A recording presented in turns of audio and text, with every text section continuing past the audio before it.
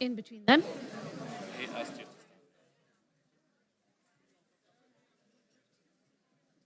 Okay. Hello, everyone. Can you hear me? Yes, you can hear me. Hello, everyone, and welcome to Islamic Relief's seminar on faith, human rights, and feminism. And I'm extra happy to welcome our esteemed panel, Dr. Azza Karam. She's with us on the link, or she will be any second. Dr. Azza Karam, UNFPA. Dr. Josefin Sundqvist from SIDA. Khaled El-Deeb, Imam from the Swedish Imam Council. And Josefin Sundqvist, ACT Church of Sweden. Emily. Sorry, Emily Widerud. My bad. So 84% of the world's population today identify as members of a religious or a faith group. In a world where women are facing discriminatory practices and violence, we're aware that religious actors can be part of the problem. But we're also aware that they can be part of the solution, or that they indeed must be part of a constructible and sustainable solution.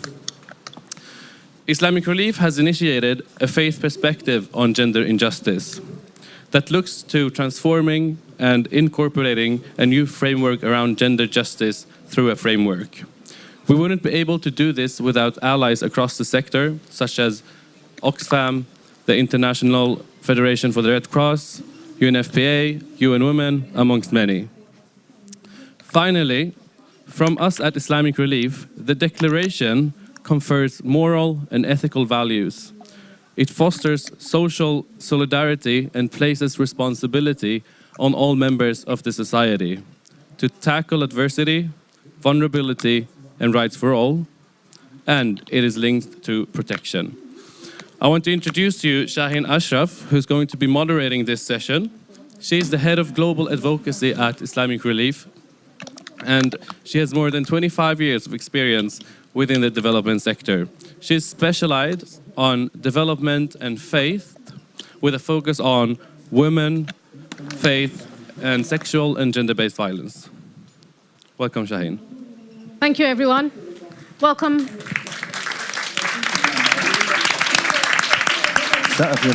So a very warm welcome for you, to you all here today. Thank you so much for joining this session. And I hope that today's session you'll find some meaning and purpose to what we're doing and why circumstances have led us to where we are today. We find ourselves, and we are astonishing creatures. And what we do is, as human beings, I feel that we're blessed with so many things. And we have the gift of kindness and caring towards each other. But then there are sometimes the nature of what we're thwarted by, which is a milestone of misunderstanding and miscomprehension in the areas that we're working in.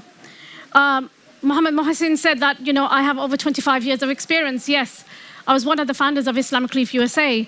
I lived in Afghanistan. I lived in Pakistan. I've traveled around the world, particularly around doing stuff around Muslim women's rights, and the work that actually has led me to work on this particular declaration, which I believe is long, long overdue.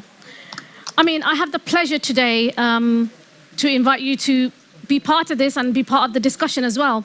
We're here virtually, as Azza is, and in person, as these individuals are. So what I want to do is firstly introduce you to Dr. Azza Karam, and I think there's many of you in this room who already know her.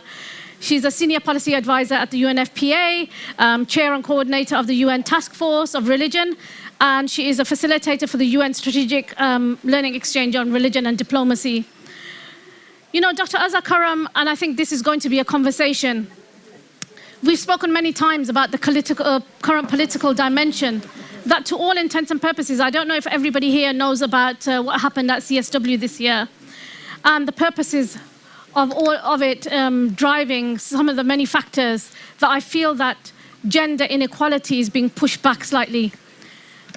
Can you talk to us about the commitment for the declaration and how we feel that this is, at this point, a wonderful juxtaposition to be in which faith communities are tackling the very injustices from within? Dr. Azza. First of all, thank you very much to the colleagues from Islamic Relief, the various partnerships of Islamic Relief that are represented around this table, which, by the way, I would say is not a usual thing, which is extremely good to see the different members of one organization come together to put this and to provide this service to all of us. So sincere thanks to all of you. Sincere thanks to the colleagues from SIDA and the hosts of this wonderful opportunity to be with you all here today. So now I've said the formal sincere thanks. Allow me to respond to Shaheen's excellent comments. I think there's a couple of things to bear in mind here. The first is that this is not the first initiative on women's empowerment that is taking place. This is a result of much investment. You've heard from Shaheen her lifelong commitment to this kind of work, but it's also generations of women of faith and men of faith who have come together to promote the agenda of social development, human flourishing, women's rights, empowerment. It's a generational growth. So I think we need to have that historical perspective when we try to understand the moment we are in today. Because to assume that the understanding or that the discourse on women's rights in religion is only coming out now is deeply myopic and deeply unhelpful. We are talking about a lot of investment of effort, of intellect, of activism that has been taking place over many generations, that has been informed by religious understandings and religious praxis, and that is today led to the moment that we are in today. So I'd urge us, first of all, to have that historical perspective in mind. Because when we have it in mind, we'll also appreciate that there have been two movements that have gone in parallel. One is a secular feminist movement that is global in nature and has had its ups and downs and is extraordinarily hybrid and diverse. The other is the more faith-based or faith-inspired engagement on gender and women's rights and equality. And that movement has been relatively unseen because the emphasis and the focus has been really on the secular women's movement, when in fact there has been a huge, flourishing, hybrid, faith-inspired movement around women's empowerment, again, over centuries. The silos that we see, this particular bridge between the secular and the faith-based and faith-inspired, is what is today slowly changing, in the sense that we're beginning to see a lot more intentional efforts to come together on common issues related to not just women's rights, but also related to gender and gender equality. Now, these are very different domains. They're not one and the same. So the women's rights discourse is, goodness knows, it's hybrid and diverse enough, but it's women's rights. There's also gender identity issues, and then there's gender equality and the legal and logistical and social dynamics around that. We're now beginning to see the nuance of these different conversations and discussions led by women and men of faith. And we're beginning to see more of a bridging trying to be attempted between the so-called secular and the faith-based and faith-inspired. This is looking at it from 30,000 feet above.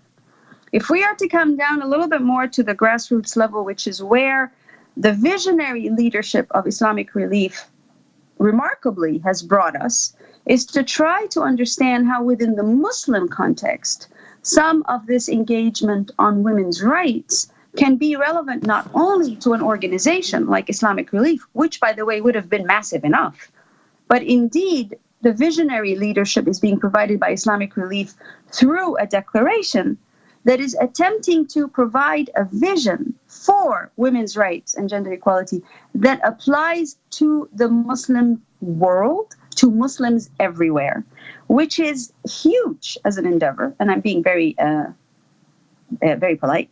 It's a massive endeavor. It's also a very important endeavor because what is taking place within this context will help us understand some of the challenges at the local, at the regional, and at the global level. But they will also help us to see how complex and complicated a discussion like this can be in the context of Muslim or Muslim majority dynamics. And one of the complexities that is already very clear is that there is no such society which is entirely and only and purely Muslim. Every single, even in Muslim majority countries, every single society is Muslim and other. And the other includes Christian, it includes Jewish, it includes no faith.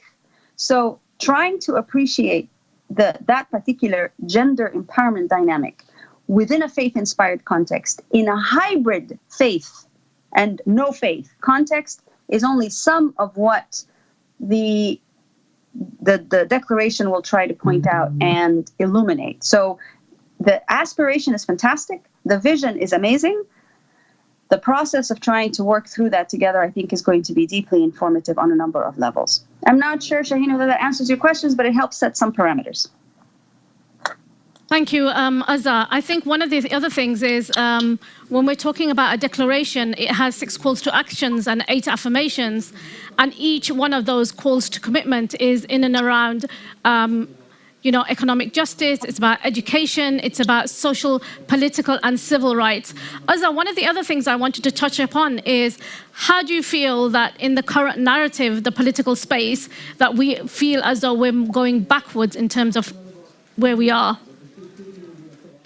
It's a very important point, and thank you for the opportunity to clarify. I'm sorry I missed it on your first question.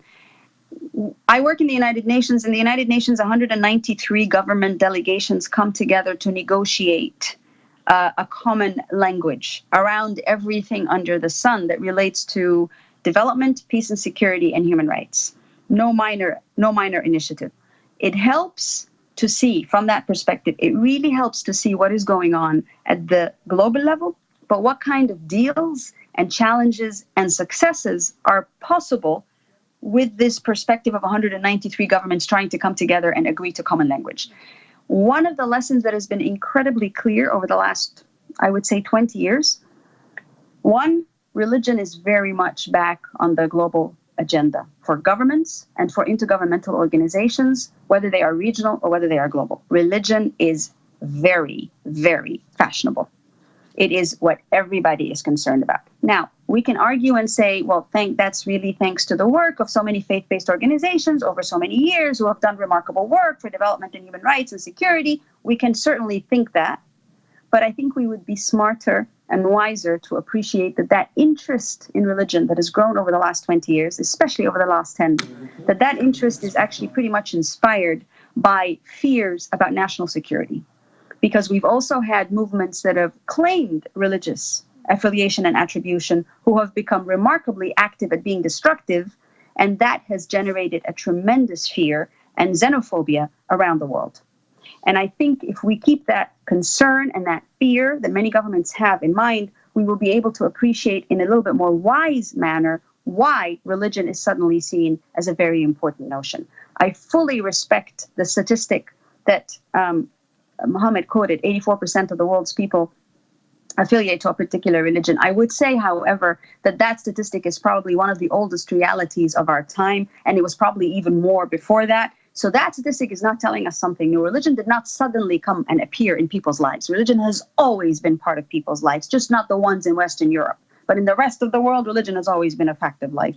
The fact that it is now becoming so interesting and everybody's quoting that statistic because, oh my goodness, we have to look at religion. Yes, oh my goodness, we have to look at religion. Why all of a sudden, when it's always been there, it's the oldest thing that we've ever known, we're interested because we're afraid.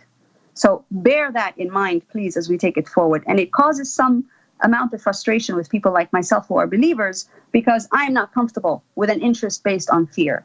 And when I see certain national policies and global policies suddenly being formulated with this new awareness about religion, it makes me pause to think, why now? Why now? Why all of a sudden when it's the oldest thing we have on record? But because we indeed now have this increased interest on religion and about religion and things related to religions, we see 2 trends. Trend number 1 is governments becoming more alert, wanting to spend more money, wanting to develop national policies and politics around it. But trend number 2, and that I think is a very positive trend, is we begin to see a remarkable amount of human rights related activism around religion that is actually positive and affirming of the role of religion in good things in life, in improving our sense of life. Those 2 trends are happening simultaneously. The fear-based and fear-inspired trend on religion and the, if you will, for lack of a better word, the more affirmative, empowering religious engagement and discourse. They're happening simultaneously. What does that mean? It means that the political space as we know it is having those 2 pretty contradictory trends happening at the same time.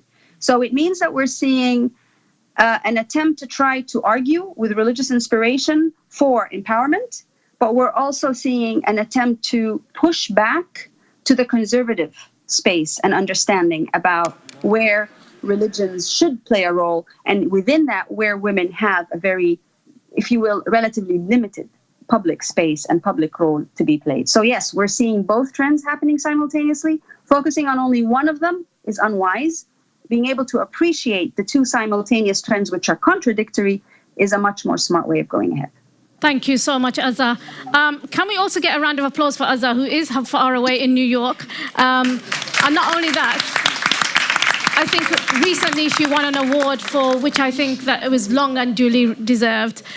She's always been a staunch ally and a wonderful friend over these last couple of years and decades, particularly pushing the information that we have as organizations and creating massive narratives around partnerships when it comes to directing religion, religious leaders, interagency task force on all the faith-based organizations there in the UN. Leading on to controversial topics, Emily. Emily, who's here from the Church of Sweden. It's often said, Emily, that hindrance to the progression of religion is sexual health and reproductive rights. But before we go on to that, Emily specializes in the area of sexual health and reproductive rights within religion and development. And her commitment to gender equality has spanned for over 15 years. I mean, Emily, that's been a wonderful and remarkable journey.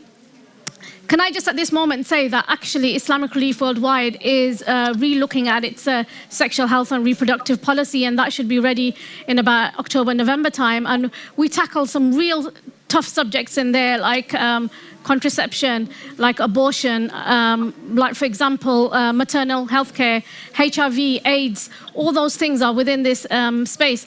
So, Emily, can you kind of, how do effective sexual health and reproductive policies have a dramatic impact on equality in general, and how do people from faith engage with this very nature? Emily. Great. Is this? Oh yeah. Hi. Thank you. It's a pleasure to be here. There's like two questions baked in the question, so I'll start with the first. Whether faith is an hindrance to SRHR, and it's yes and no. There is, like, just as Azza very, elaborately described to us, there is these trends that are going on at the moment with a current backlash on growing conservatism and a pullback on human rights. And SRHR, sexual reproductive health and rights issues are at the forefront of being the most targeted within that rollback. But I spend a lot of time jumping in between what Azza just mentioned, the secular feminist sphere and the faith sphere and the feminist faith sphere. So there's still there's a lot of translation that needs to be done between these two worlds still. And one of the things that still needs to be restated is that religion, backlash is not synonymous with religion. Backlash does not mean religion, and religion does not mean backlash. There is religiously motivated anti-SRHR movements, that needs to be said and stated. And there are issues still grappling within religious communities and around issues around sex and body and sexuality, reproduction, family. We know that, and that is work that is happening and going on within religious communities, grappling with these issues. But we have to unpack backlash if we are to be able to meet it, and that unpacking that means that we have to see it's a versatiles of various movements and motivations, and simplifying things at any time right now is very dangerous. So how can we allow religion and all these things to be very complex? And where do we focus our attention? Where do we amplify and where do we partner? You're always going to be able to find a religious feminist in any congregation or organization wherever you go. So do we seek out those partners for ourselves? So how can faith engage effectively in global policy processes? The global policy arena is one of those spaces where this is kind of meeting head on. And there I would like to kind of look back at ourselves a little bit, because at times of simple answers, we maybe also need to reflect back ourselves. And somebody that jumps in between these few worlds, there is a few things that I have learned and kind of want to share. These are not new things. Like, as we said, this is generations of things. I'm not new, but I'm going to say some of these anyway. As faith actors, we need to realize that if we do not have an analysis or an engagement at the very basic level on gender and SRHR and the intersection of religion, it's going to impact how we do other issues on human rights and development work. Because the backlash is so strongly associated with religion being associated with backlash, that if we are not part of leaning into that conversation, it's going to impact the other work that we do. Apart from the fact that SRHR is a fundamental justice issue that is a prerequisite for all the other human rights that we also need to, in order for us to have those. There is a lot of talk sometimes within our communities as well about we need to have literacy in terms of faith to understand faith, the faith communities, and that's very true. There's also literacy that there's translation that needs to happen between all of these spaces. As we said, there is a silo issue going on. There is human rights and development literacy that also needs to happen within the faith communities. We have to engage in partnerships. Unless we are doing that work with other people and with the secular world, unless we're engaging in relationship, we're not going to be able to break the polarization space that we're at. There was a few other things. There could be a long list of things, but I will end, because I have 1 minute, that one of the things that is a callback as well for the faith community that I think is a really needed thing for us to look at, is that we are, as faith actors, kind of experts at having difficult conversations. One of the things that we do over generations and in the spirit of ecumenism is that we sit around the same table, fully in agreement that we don't maybe agree on things, but we're still in relationship. And this is a methodology that the SRHR agenda definitely needs to look into and look at, and we need to maybe know, how do we translate that? What is it that we do that allow us to stay in relationship and in conversation even when we don't agree with each other? So that's a kind of callback for all of us. I'll stop there. Thank you so much, Emily. And I think this is a really important kind of juxtaposition on where we stand with sexual health and reproductive rights. And I know sometimes people look at us, for example, communities that are not Christian communities or who are other communities, and look at us and say, actually, they don't own their bodies. We very much do own it. We own ourselves, and we own the narrative that we speak on. The point is actually who's churned that narrative and how we are arriving at that conclusion. And I think this is where faith-based organizations are a very critical position to be able to challenge some of the narratives around sexual health and reproductive rights. And moving swiftly on, talking about faith partnerships, and I think partnerships are really important. And I know for Islamic Relief worldwide, CEDA has played a very important role on issues around capacity building. Not only has CEDA, the Swedish government, played an important part, including we've had DFID, which is the Department for International Development in the UK, which places a huge emphasis on capacity building in and around these issues, where communities stem from and where decisions have to be made and where mobilization happens. So I have the pleasure of introducing a program manager specialist at CEDA. She's in the Department for Innovation and Partnerships. She has a PhD, Dr. Josephine Sundqvist. Sorry, I'm not Swedish, as you know. So she has a PhD in sociology of religion from Uppsala University, and she's written a paper on, actually it was more of a thesis, Beyond an Instrumental Approach to Religion and Development, and has worked in Eastern and South African nations, actually, which gives her a very good, important space to be in. Just a real quick question to you. So we've spoken about innovative partnerships that are key to the realization of the 2030 Agenda for Sustainable Development, in which civil society, UN bodies, academia, and faith-based actors have the same realization, whether it's Global Goal 17 that comes together with Global Goal 5. How do you see that being put forward, particularly from from CEDA? Thank you so much. It's very exciting to be here because we have an urgency. Next year, it's only 10 years left, and we need to accelerate the speed if we're going to reach 2030 Agenda. And we don't have enough resources. And the resources that are in place, we need to utilize fully.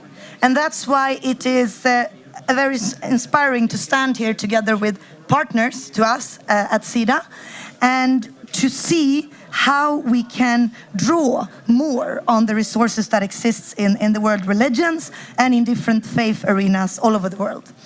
And of course, at SIDA, we also see backlashes, as Asa has mentioned, as Emily has referred to, but we also see the resources that we can draw on. And that's why we are channeling development assistance to faith actors in the full nexus, both in humanitarian and in long-term development interventions. And I'm glad that I got this stand in the panel because I'm standing behind SDG 5 and gender equality. And for us, the Swedish feminist foreign policy is of course a very important tool. And in the Swedish feminist foreign policy, we have 3 R's: rights, representations, and resources. And if you look at the declaration that you are working on productively in Islamic Relief, we see elements of all these 3 R's. We see that you are raising the issues around funding and finances for 2030 agenda from Islamic communities. We see that you are raising the voice and representation of women. And we see that you are raising their rights to their bodies and their sexual and reproductive health and rights. So all of the core elements, mainly not all of the elements, but a lot of the elements that we are pushing for are visible in this declaration. And 88% of Swedish development cooperation assistance, there we have mainstreamed gender equality. And then we also have 23% of our development assistance from SIDA that is targeted contributions to gender equality. So for us, innovative partnership and the realization of gender equality is a very high priority. And we cannot do this alone. We are depending on partners such as you. And we are seeing also that the frameworks around, on one hand, human rights-based approach, on the other hand, feminism, on the third hand, religion, can merge. And there we can effectively finance contributions where we see the merge. And I think that is what we're looking at in the acceleration of the agenda. And at SIDA, why are we supporting faith actors? It is because we believe in a pluralistic civil society. We need multiple voices. And we also need to work with legitimate actors on the ground. And we have seen many examples where religious leaders act in the capacity as moral duty bearers. Of course, we work with duty bearers as states and governments. But apart from that, we actually see, in particular in context of shrinking democratic space, that religious leaders are of great importance because they have power to influence behavior, attitudes. So that is key to us. And we also see, we don't look at faith actors in silos. As the Swedish government or SIDA, we don't have a particular policy because we are looking at it in an integrated way. We are looking at broad cooperations of actors from private sectors, secular civil society, faith actors, academia, and we are trying to build capacity to break the silos. So I'm very glad that you raised different type of partnerships between faith actors and UN agencies, faith actors and governments, and bridging also the faith-secular divide, because that is what is needed if we are to reach agenda 2030 agenda. And also, I would like to raise the issue on who is a feminist. Yeah. Because it's also important for us when we look at discrimination and human rights-based approach to look at it from an intersectional approach. So in your case, you're not only a Muslim woman, but you have a profession, and you have a national identity or ethnicity, and you have other types of identity markers. And I think that is something we have to learn more, the complexity of identity politics, that we are carrying multiple identities, all of us. And that's resources that we can bring to the table for effective implementation of the 2030 Agenda. Thank you very much, Josephine. Interestingly, round of applause. Sorry, I keep forgetting. Well, interestingly, I mean, one of the things that actually stipulates in the declaration, particularly for government and intergovernmental organizations, is gender finance budgeting. That actually, when the fiscal policies are done year in, year out, or 3-year, 5-year cycle, that the very notion of gender budgeting through these fiscal policies are fed into the wider narrative of where it goes with the Department for International Development. For example, you've spoken about CEDA here. We spoke about it in DFID context. Our Canadian office also gets funding from GAC. All of these projects that we do are mostly based around women's empowerment projects. The narrative then is, we've spoken about faith leaders, and we have with us, I mean, we're privileged to have Dr. Khalid Adib, he has a master's from Al-Azhar with a specialism. He has been an imam for 25 years, and 7 of those have been in Sweden. He's the president of the Swedish Imam Council, of which there are 150 members. I hasten to add, they're both male and female. That's the first question I asked. Faith leaders, form a very important part of this debate. And for me, I have a couple of questions for the Imam. We've had this back and forth thing, and he said, ask me the questions. And I was like, I'll ask the questions, but I'll ask the questions. So, Imam, what we have is the brother who's standing next to him is translating. So he will speak in Arabic, and you'll get the translation in English. So, in last year, the Swedish Imam Council were involved in 16 days of activism. So it was the first time that the Swedish Imam Council got involved in a sermon that we wrote at Islamic Relief Worldwide. The sermon specifically was around gender-based violence. How can we as Muslim communities assert the right to say that there is no gender-based violence when we've never actually taught it within our communities? So one of the narratives was that on a global level for 41 countries, we wrote a sermon, both in Arabic and English and in French, for it to be given out to all the countries around the world, particularly the ones that we work in. Sweden were the first one to take up this offer. And I'd like to ask the Imam, why was this important for you as an Imam to take up particularly the sermon?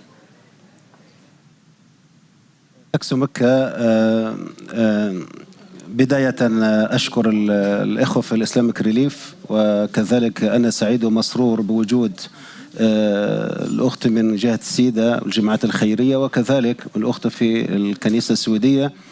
وهذه فرصة عظيمة حتى نقدم نموذج جميل للبشرية كلها وللتعايش الإنسان.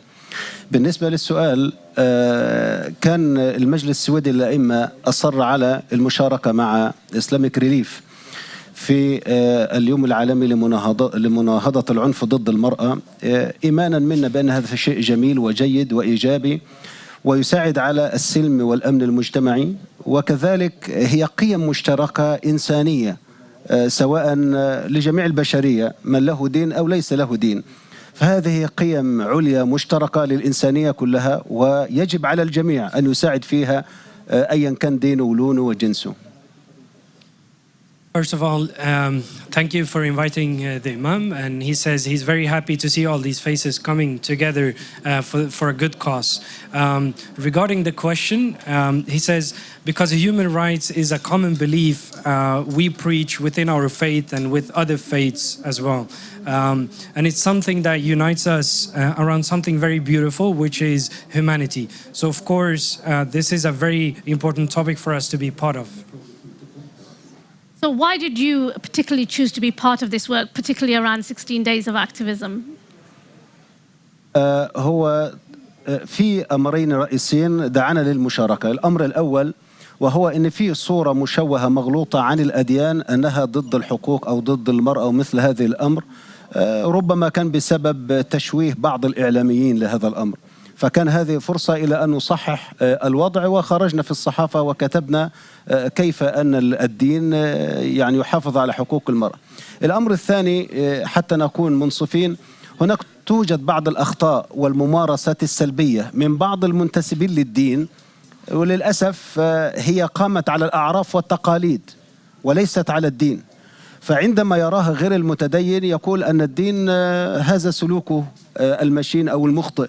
فهذه أيضا صورة تصحيح أن هناك ما هو دين وقيم ومبادئ، وما هناك أعراف وتقاليد ربما ترجع إلى سلوك شخصي وليس إلى قيم الدين. So what is important for us as well is to correct a view and belief out there that is wrong and not representative for Islam and Muslims. Meanwhile, educating our own community in right from wrong and leaving traditions and old beliefs or old habits. For us, it's a natural obligation. It's a natural obligation to cooperate with everyone regarding these topics, and we encourage people from the wider sector to actually engage with us in these issues. And the penultimate question is, what reactions did you see in your community, particularly around 16 days? بالصدق وجدنا يعني مردود جيد جدا لما بدأنا هذا العمل مع Islamic Relief، سواء من المسلمين الذين ينشدون السلام والحرية من الرجال والنساء. وجدنا كثير يتفاعلوا ويعني في سعادة غامرة، لأننا نبرز الوجه الحقيقي للإسلام وللدين عموما الذي يدعو إلى الفضائل والمكارم. كذلك في الجانب الثاني من جهة السويديين، ولعل أنا ربما أحد الجيران من السكان يعمل في وزارة التعليم، هو سويدي، ويعني انبهر جدا وجاء وشجعني على هذا الأمر وقال هذا شيء جميل ونريد كثير من هذا العمل في السويد. فكان لها مردود جيد جدا من جهة المسلمين وكذلك من جهة غير المسلمين. We had a lot of good feedback and reactions. One example out of many is actually his neighbor who works in Skolverket, which is the Swedish National Agency of Education, and they met and he was very happy and thankful finding articles in the newspaper regarding this project and regarding the job they made and the effort they made. And also the feedback from the Muslim community as well has been overwhelming. So in general, very positive, very happy notes. Yeah. So, I mean, I think one of the things is that actually, whilst we talk about gender-based violence, while we talk about gender inequality, we have to look within ourselves as well and say that there is a position in which we hold our spaces, our understanding to also to account, whilst there is the other narrative, the narrative of funding coming into spaces, particularly within the development space, in order to challenge some of the narratives we have. The one final question I want to ask you is, why has it taken the Muslim community so long? Why did it take the Swedish community so long? حقيقة ربما تأخرنا بعض الوقت، ولكن يعني بدأنا ونحن نريد من يمد إلينا يد المساعدة حتى نمشي في الطريق قدما. نحن على مستوانا وعلى يعني اجتهاداتنا المتواضعة عملنا 17 مؤتمر ل150 إمام على مستوى السويد. من خلال ال 17 مؤتمر كنا نتحدث عن كيف نعالج انحراف الشباب، العنف ضد المرأة، العنف الأسري، العنف ضد الأطفال القصر ومثل هذه الأشياء. ففعلنا هذه الأشياء، ولكن هذا صوتنا فيما بيننا. ولما جاءت إسلاميك ريليف ومدت يد العون فيعني مشينا معها.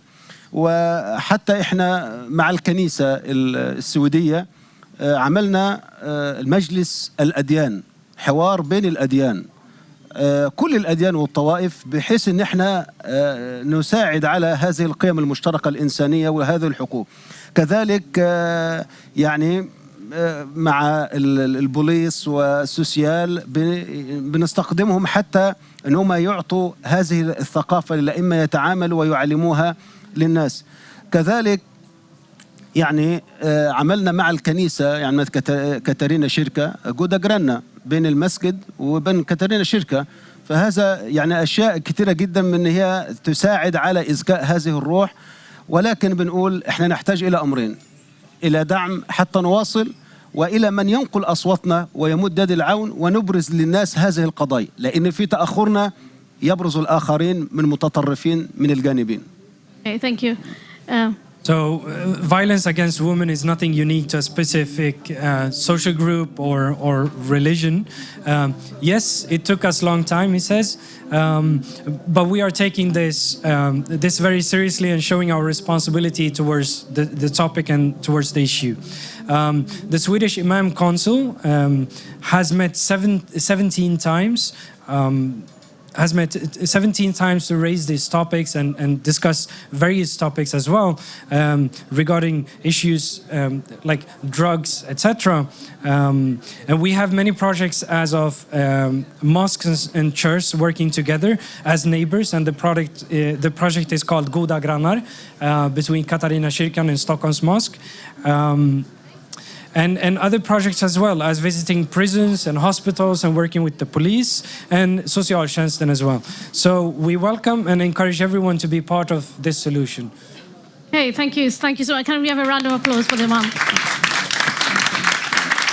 You know, it is a wonderful thing where you have, at some points when you have government funding, you have UN agencies, you have an international NGO, and then suddenly there's a mass mobilization within our communities to tackle the very injustices that affect us all. And before I end, and I'm afraid I think we only have 3 minutes left, and it's been a very wonderful session, and I haven't even begun what I was going to say. So let me just begin by the fact that under no illusion are we standing here today and not understanding that actually patriarchy and misogyny exists. I'm under no illusion to say that it doesn't exist. It does very much exist, and we are battling with that within all the kind of structures that we are speaking about. To the extent that we know that patriarchy and religions actually could come together, in which we combat some of the narratives that we have. And people know, and organizations and communities know, that these are the roles that men expect to play, and these are the roles that women are expected to play, both prescriptive and descriptive roles. But one of the things that we're standing here today is trying to challenge that narrative and say that it's a long time coming where such a thing as a declaration that fits into 6 categories that really goes into changing our narrative around the aid sector, the NGO sector, the wonderful framework that we can create in and around this. So our challenge, therefore, at Islamic Relief was, how do we combat this narrative? How do we combat gender inequality? How do we get SDG 5 into a space? How do we then tackle the injustices that are in, for example, in India? How do we tackle the same injustices in Pakistan? How do we tackle injustices in Afghanistan? How do we then tackle the very diaspora community that comes from those spaces in England? How do we then tackle the same diaspora communities in Sweden? So it's about creating a development space in which each one of these spaces is dealt with. How do we then, from a perspective of, we give funding to a woman who happens to be a widow, who then gets her goats from us, and then the land rights that she is grazing that goat on is not her land, and that she falls deeper into poverty. The first thing then is to challenge that land right and make sure that we as NGOs provide that land to her so that she owns that piece of land and therefore can do whatever she wants in and around it. So that is a challenge, and those are the patterns that we have to respond to. And I'm saying why now? Because actually it's addressing our own commitments as organizations. It's defining a framework for the under the Agenda of Humanity 2030. We want faith communities to come forward. We want them to challenge the narrative. Actually, without faith communities, this won't be achieved. You have to involve faith communities in around this. We're empowering faith leaders to be able to stand against injustices. They have massive amount of platforms and they have mass following. And this is the positions that we have to be in, that actually faith leaders, to all intents and purposes, have to be part of the debate and narrative around this. mobilizing communities to take back their social, religious, and political rights. How do they do that?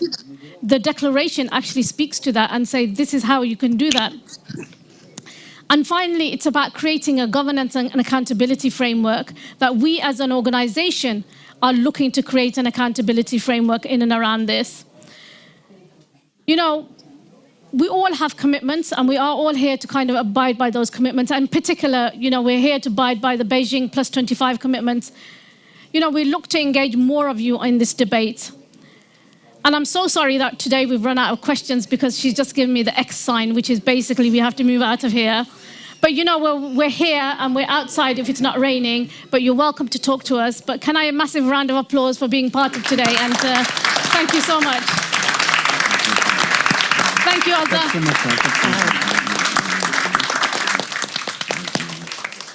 Thank you so much.